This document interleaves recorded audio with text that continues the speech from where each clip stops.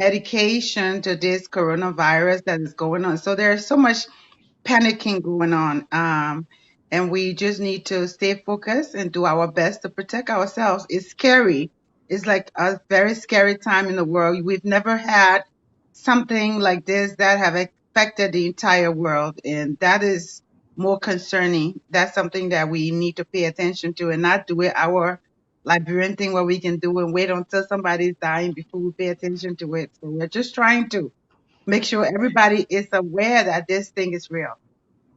And the matter of fact is that, like I always tell people, they are not. I mean, this is not something like you have malaria that we are used to. Somebody will say, "Oh, this person is carrying fever, blisters, your eyes are red, and all of these things, symptoms that we see."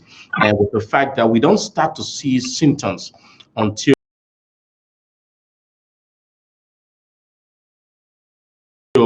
uh, this person has carried this for a long time. Correct. And that is the scary part because somebody can be walking around with this virus in the system and spreading it along the way, and you will never know. We don't know. Nobody knows. They said some people will carry it, spread it, and you will never see symptoms. Some people will have it, and after 2 weeks, just imagine you have to carry it 2, 3 weeks if you are supposed to see some sort of some symptoms for people to start paying attention to it. So it's scary. It's a scary thing. Think about all the time we go to the supermarket, we walk around, we touch people, we pass by people, we stand by people on the bus. I mean, it's just scary for us to think about somebody, that person standing over there could have the virus and look as healthy as anyone. Now, with the fear that it brings, what's the challenge that is this is posing to? Let's look at our community, with the fact Mhm. that the OLM you had to shut down your doors in adherence to the stay-home order. As a matter of fact, a lot of states people are asked to stay home. There are governors that made a strict jacket order. People are asked to stay home except you are a health worker or you are what they refer to as essential staff. What challenging for the community, especially with the programs that you run at the OLM? For the community, this is something, as I said, the entire world, nobody expected something like this. Our main concern is our people following instructions. Liberians, it's like in Liberia, they say the only thing we're afraid of is the rain. And I don't get it. Somebody can be having bullets flying somewhere and we'll be running there because we want to see what's happening. But as a community, our old folks are on our minds. And because this country is different, in Liberia, old people live with their children until they die. They live at home with somebody. In this country, we got thousands of our old folks living alone. Um, when we started the old folks program at OLM, it wasn't perfect, but it was area that you can say the old money were able and old pops were able to get out of their homes, and it was actually trying to get them out of this social isolation thing that they experienced. And we did a survey. We did a couple of surveys. One was with the City of Brooklyn Park Seniors Program, and also uh, a survey with Hennepin County. And the idea was they were interviewing our old folks to see what are some of the challenges that they face, and 100% of them talk about the isolation. One talk about how it's like their only way of getting out was to get out and walk around in the neighborhood because they're home all the time. They watch TV. The TV, they don't even some of them don't understand what they're saying on the TV, but they just got the TV on, they're watching it and staring at the walls, nobody to talk to. They all complain about nobody to talk to and stuff like that. So that is some of the challenge. But our community in Minnesota, I can speak of, I would say majority of a lot of us are in the healthcare field.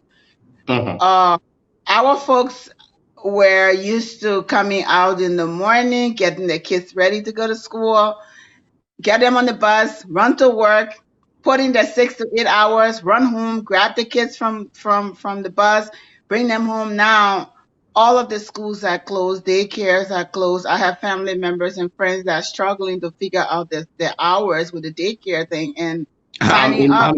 I'm in similar situation. my They're girl's been home. home. My girl's been home from daycare for the last 2 weeks. Yeah, and the kids and the people in the healthcare area, they're all essential workers. They got to Mhm. go somehow, figure out their schedule and go to work. And I know they said there are a lot of funding out there. They have these options to sign up and do it. But our people, we're afraid. We're Mhm. afraid of staying away from work, even though they say they will pay you, it is legal. People are afraid that, oh, what if I stay away so long when it's time for me to go back to work, I won't have my job. So parents are home schooling their kids. The other thing is, a lot of people weren't involved in their children's school life and work. I read it on Facebook all the time with parents like, oh my God, we got to learn how to do fifth grade math and fifth grade science and stuff like that.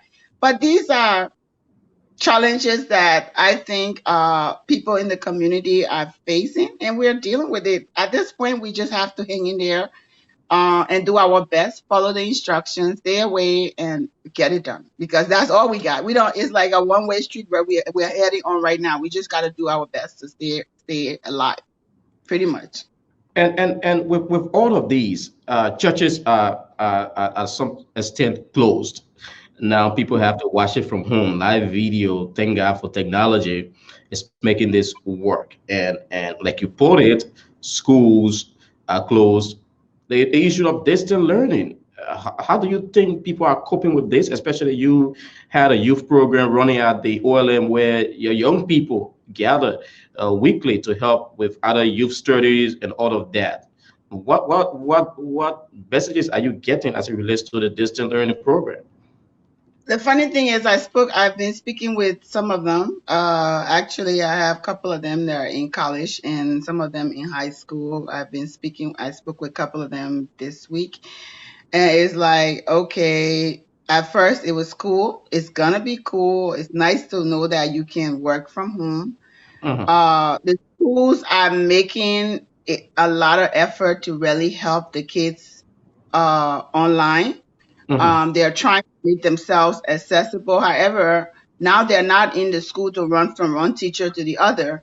Parents are being forced to sit down and learn how to read and understand their kids' homework. You got to learn it. You got to get back. That's why they got YouTube and Google and all these things to ask questions. But they have had to parents will have to start looking at understanding the thing. But the good thing, I mean, all of this is challenging though. mhm. What I'm looking at, yes, Cyrus, is that we are going to learn to spend more time with our kids and we will learn how to do their homeworks and because we are being forced to do it.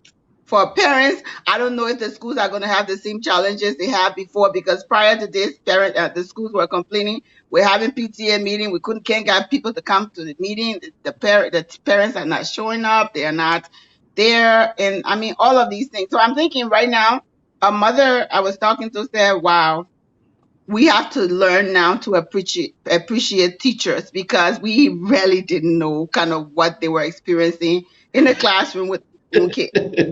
Now with this, people get to know the hurdles that teachers go through daily. Daycares, workers go through daily. And just imagine you are a mom or a dad and you are able to yell at your child and say, "Sit down there. Come on, sit down and do your homework." The teacher doesn't have that option. The teacher will only tell your child you have to sit down nicely and hope that this child will listen. And if you have a child that doesn't listen to you at home, what do you think the teachers are going through in the classroom? So I think this is a complete learning experience for all of us in the community. It's challenging, but at the end of the day, we are going to learn something different. We're going to learn how to sit down and help our kids with homework. We're going to learn how to understand some of the challenges our kids are facing. You will get to know that your kids can read some of the things that were hindering our kids from graduating. And these are things that we never talk about when it comes to the school. A lot of our kids come from Liberia, and because of their ages, they're put in classes that they can't even cope in, because if you are a certain age, there's a certain class you need to be in, and they put them in English as second language, these ESL classes.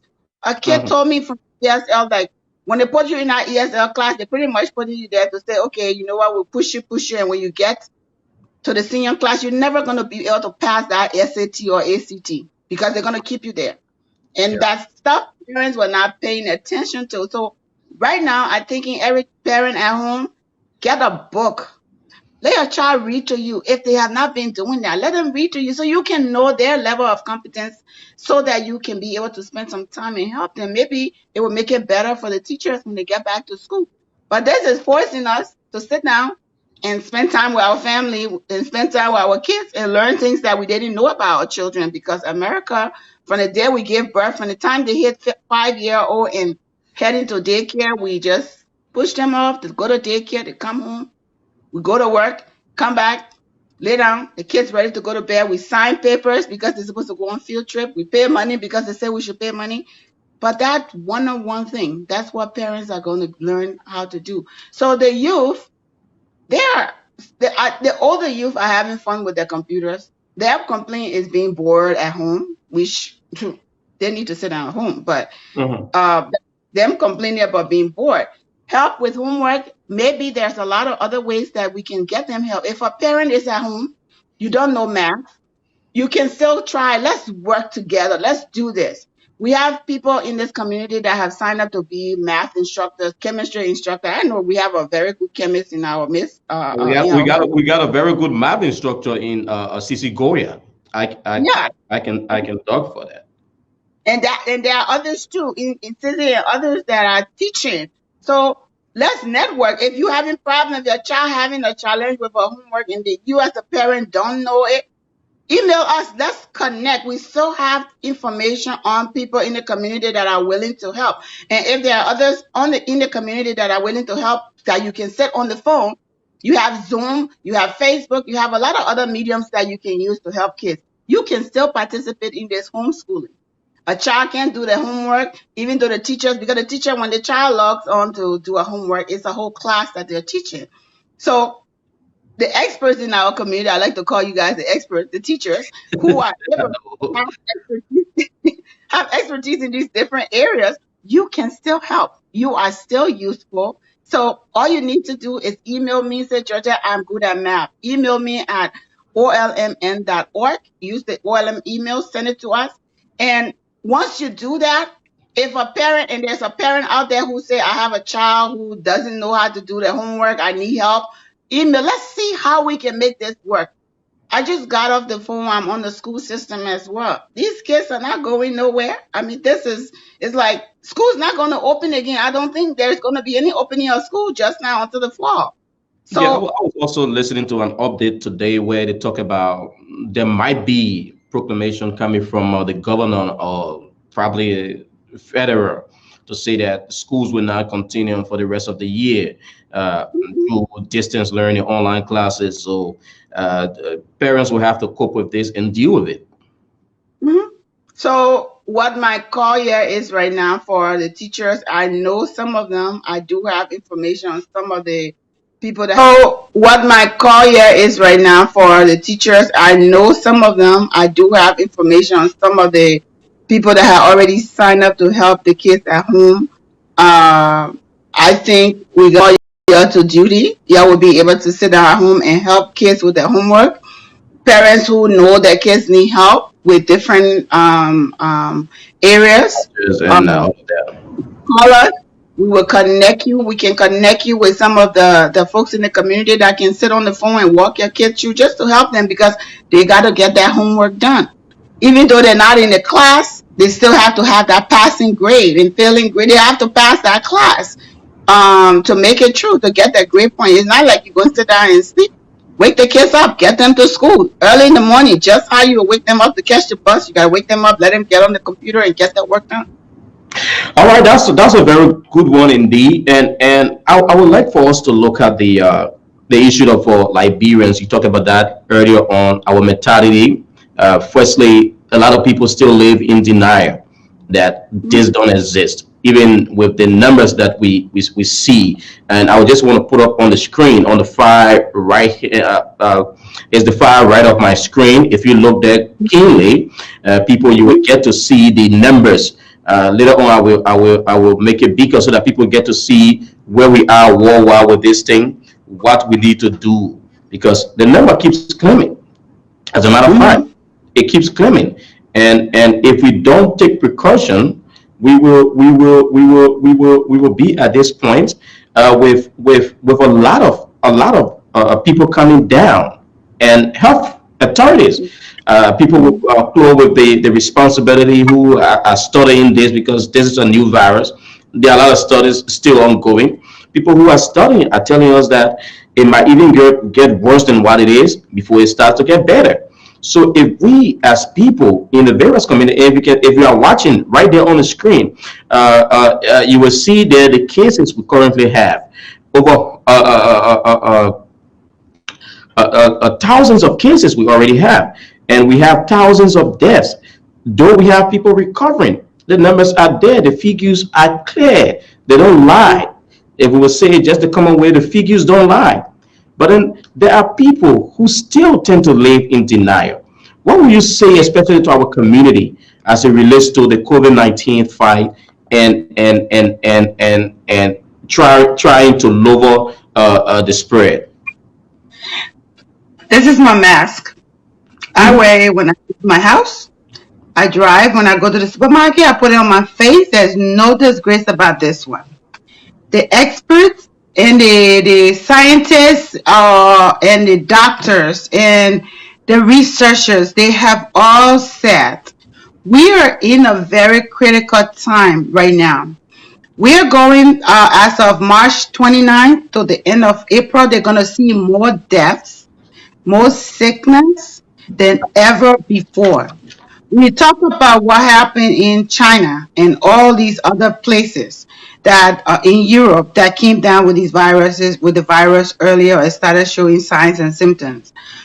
This is in our, not the backyard, it's at our front door.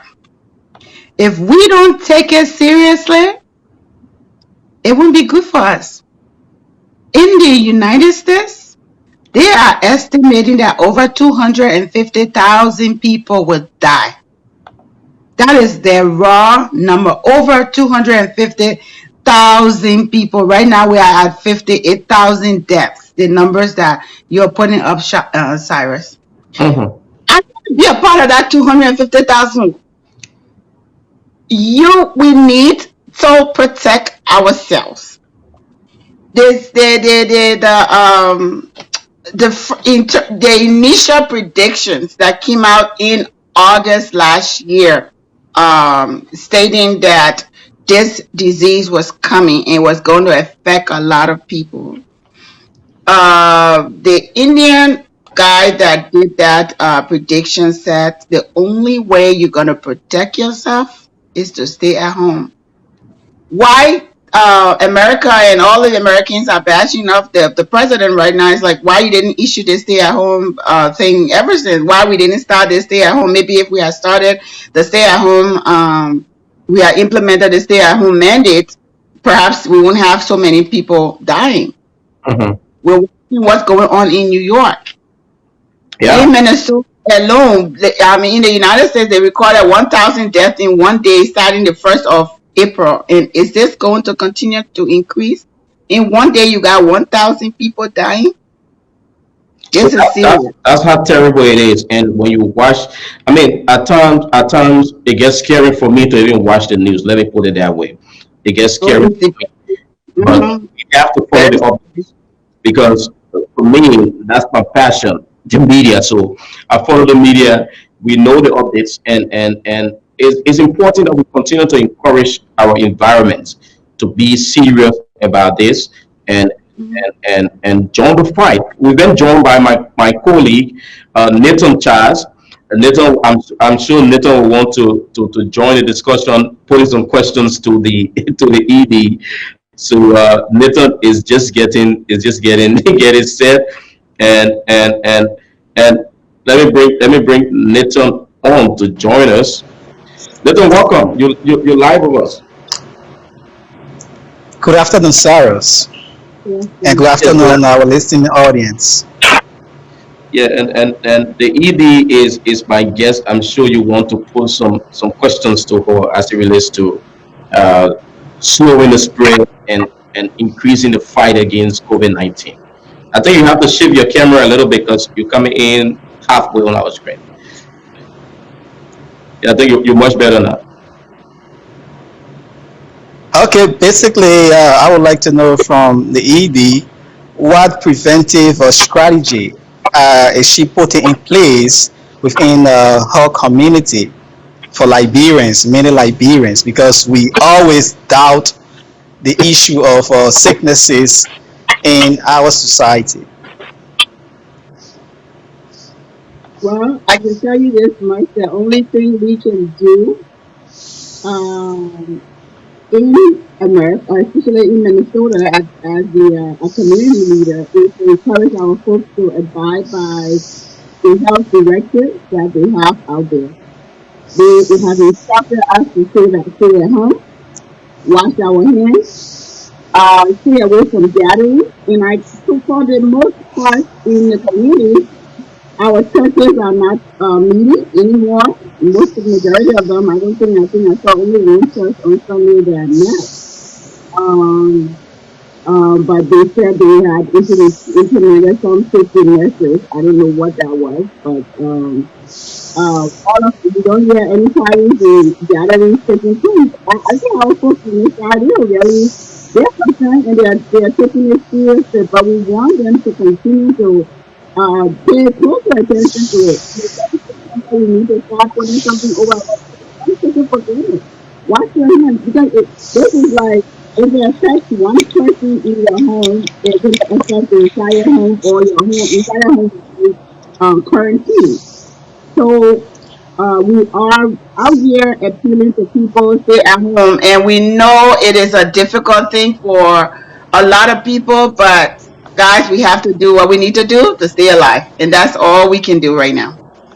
So, since the outbreak of this virus in the USA, Cyrus, do I we think we have lost any? Nathan. No, we still have Nathan. He's coming back in. Okay. I wanted to know if we have any Liberians in the state of Minnesota who have been affected as a result of this virus. Do we have any? Our people are very private people. Officially, officially from the state perspective, we do not know. I personally do not know. We have been receiving information that some families have been quarantined, which we will not share that information out here.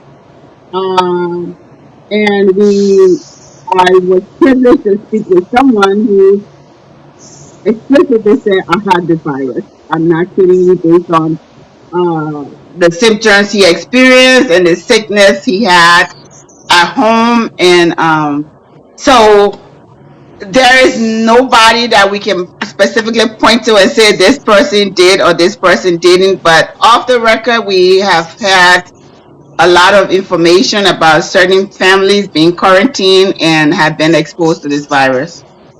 And so, what are you doing in terms of providing some aid or education to the family or some level of counseling? What are you doing?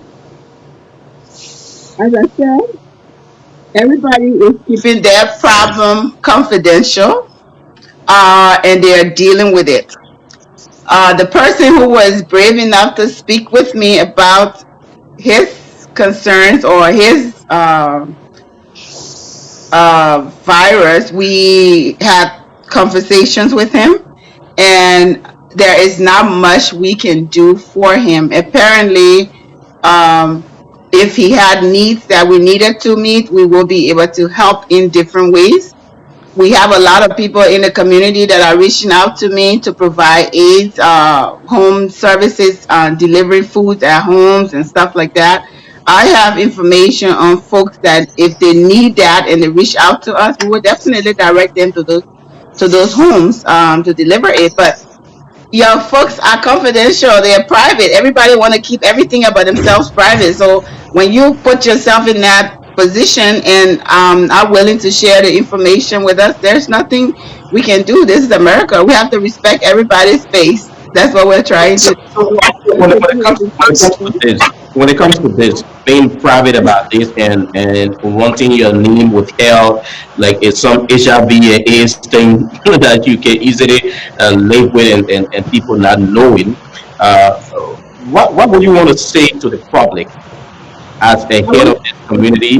What would you want to say about this? About people, whether they've come in contact with people who have confirmed cases or not, or about some mean they don't feel safe. What do you think you can say to them as it relates to keeping the community safe? as for me personally, I always feel like sickness is something that I wasn't born with, and I wouldn't bring it upon myself. So being sick is not something that I would choose to, especially with this kind of virus. I wouldn't choose to keep it private as I want to. If I feel like I was exposed to it, I would definitely be telling folks who else who all I have encounter or feel like if I have compromised their health because of what I was diagnosed with or because of my symptoms, I will definitely be reaching out to them. What I want to say to the community and people who are getting ill or may get ill, I'm like, if you share your story, others will take it more serious than you could save lives because we always like to put a face and a name to something.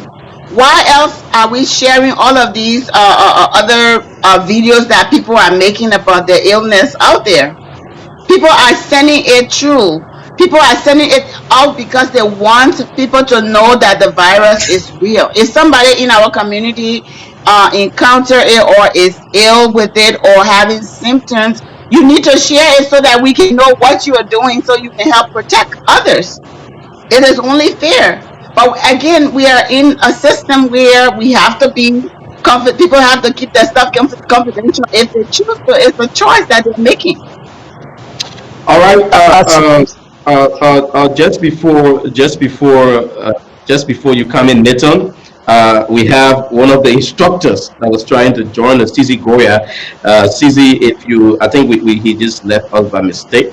CZ Goya, if you're still there, you want to come on, you can just click the link and follow the instructions to join in. And if you're watching, you want to come on, you want to have during the discussion and probably put a question to the executive director or any of us here, you can just hit the button and join the link, and we can bring you on. CC is now with us. Let's see whether we can get him on in a few seconds. CC, go ahead, welcome. Yeah, my man, I in my kitchen, so don't show my whole kitchen to everybody.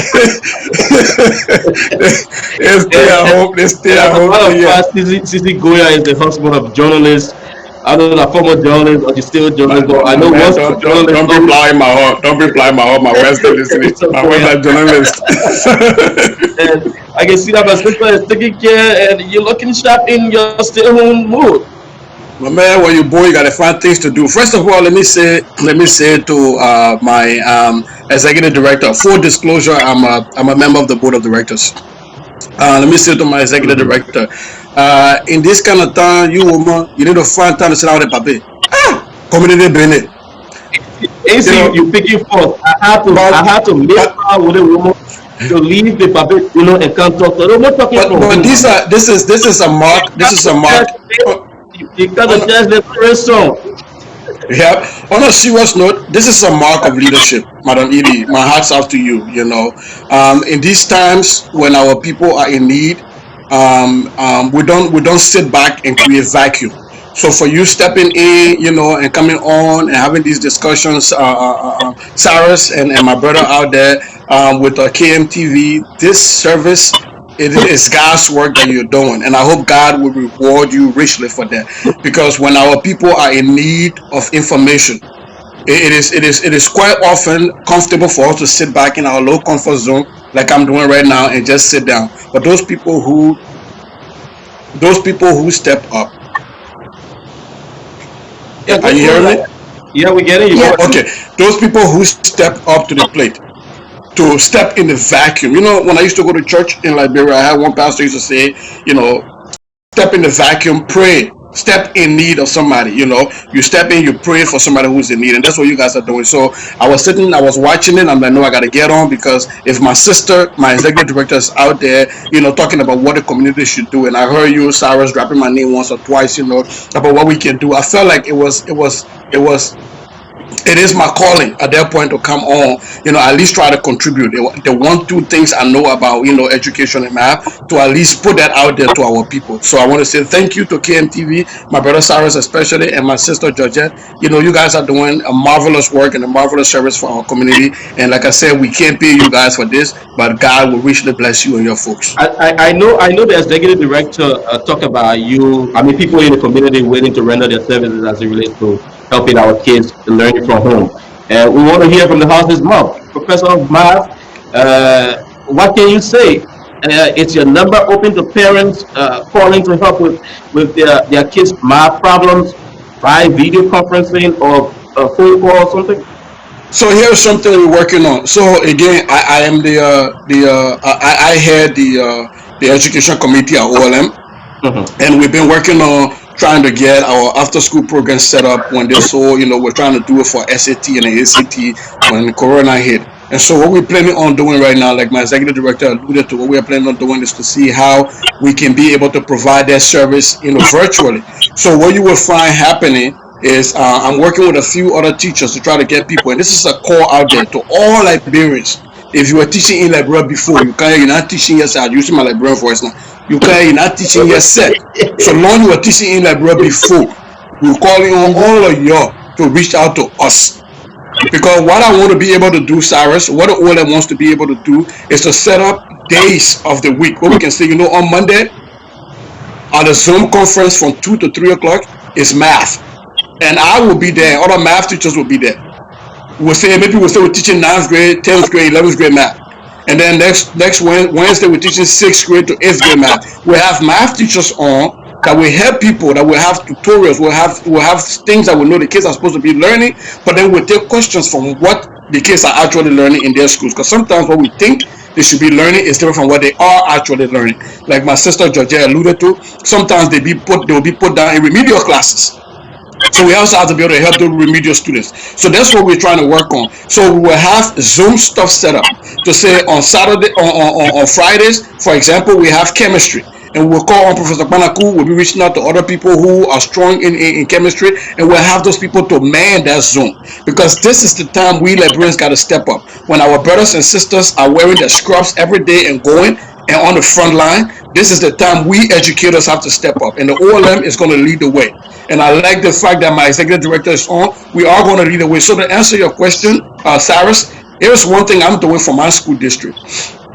I usually teach. I have a Google, not a Google, but a YouTube channel. I put my math, my lessons out there with All me right. doing real life lessons, and my students have access to it. So Okay. what I've done right now is I've made that channel public.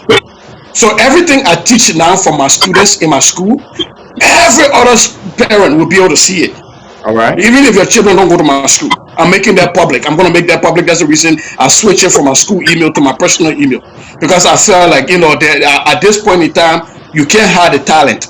I have a talent, and I'm going to put it out there for everybody. It's not just whether your kids go to Brooklyn Center or whether your kids live in Park Center or your kids live in Brooklyn Park or Brooklyn Center. I don't care wherever part of the U.S. your children live. You will have access to my YouTube channel. And by the way, in my YouTube channel, we do Liberian song. We talk about music, Liberian song in math. We talk about Lofa Kante and slow and everything in math. So when you come there, you're going to be learning things that if you don't know about Lofa, if you don't know about Liberia, you'll learn about it by force. But we do it with Can we math. hear, can we hear some of the rhythms? Some of the thing, for example, right? Some of the thing, for example, like yesterday, my wife and I were talking about Beyonce were playing, just real quick. Beyonce were playing, and this song that she says to the left, everything you own is in the box to the left, right? You must not know about me, you must not, you know that song, right? So I always teach my kids and say when she said to the left, she was referring to the number line because on the number line, any number to the left of you is less than you. So she was telling that dude that that dude now is now less than her. So all of these things are to the left of her. All right. So with that common logic, I think it adds value to the learning, the creativity the student will want to get to it. But just before we let you go, Sisi, if you have to give us one preventive measure, just one, before you go, what would be that? Keep the distance, man. Keep the distance. I'm a math person. Keep the distance and change the slope. We got to bend the slope of this curve really fast. Keep the distance, my people. This is not joke. This is not fun. Look, let me tell you. Let me take a little bit of your time. Just one more minute, I beg you. I've been seeing. I went to the store just yesterday. And the only reason I go out now is for food. Yesterday we had to go deliver food. Yesterday I had to go buy some food for my wife. But I was at the store, the African store, and this lady was bashing other people for wearing a mask. Oh, that you're the one, WHO even say you might not be wearing mask. That you're the one will bring the coronavirus with your mask, bring it. That you're the one get corona. Trying to bash people because of misinformation that she got. Hmm. This is not the time for us to start getting information from people inboxes. I know. We live in a developed country. We live in a developed world. Even if you're not in America, you have access to vast research tools. Use them, search them. Do not take this thing for a joke. People were saying America send a plane to get the remaining American citizens from Liberia because they're about to spray Liberia with the coronavirus. I had a lot of people calling me from Liberia. My own folks were calling me to ask me that. We have to be very deliberate, and KMTV, I got to put this on you. I'm going to do my part to teach my people how to reach their kids, how to access material. But you got to do your part also in making sure that we are deliberate in telling people what the truth are. And whenever we come in touch with falsehood, we got to call it out right there on the spot and let people know that that's a lie, so that other people don't leave thinking that whatever somebody said to them was the truth. And that's a very good one, Cece. Go ahead. I'd like to say thanks for that, and thanks for the knowledge you dropped here tonight. And I'm sure that our people will take key from that, and help to slow or lower the spread. So I'd like to say thanks to you. Let me bring on Madam Gray. You listen to him making his commitment. Cece, you can just hang up on your end, and Yeah. thanks for joining us. You listen to him making his commitment, just not short of what you were saying about the kind of resources we have in our community. But just before you come on, I want us to take a very quick break. And when we come back, we will look at the encouragement from CZ and what other people can do, and we will further touch on the preventive measures. He talked about social distancing, and we'll further talk on the preventive measures. But let me bring our brother David Mel with this song, and I'm sure everyone's gonna like it. Just stick and stay in the background. We'll be right back.